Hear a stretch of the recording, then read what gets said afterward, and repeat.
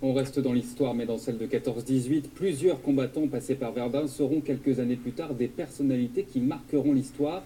C'est le cas d'un homme engagé dans la bataille au début du mois de mars 1916, un certain Charles de Gaulle.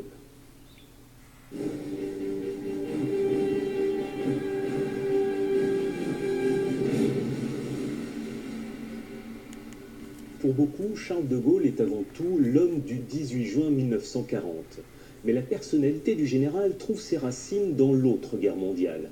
Une page méconnue de sa vie, vécue comme un traumatisme par celui qui était encore un jeune officier. Charles de Gaulle est un officier enthousiaste lorsque débute la guerre. Il est blessé dès les premiers jours de combat.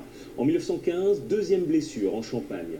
Devenu capitaine, il est envoyé à Verdun alors que débute la bataille. Le 2 mars 1916, sa compagnie est encerclée dans les ruines du village de Douaumont.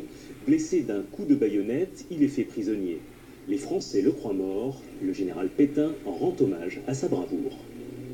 Pendant ses captivités, le capitaine de Gaulle cherche à s'évader à tout prix.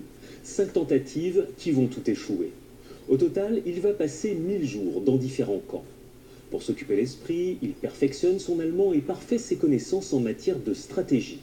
Il s'improvise maître de conférences dans les camps et réfléchit au rôle des armes nouvelles comme les chars d'assaut.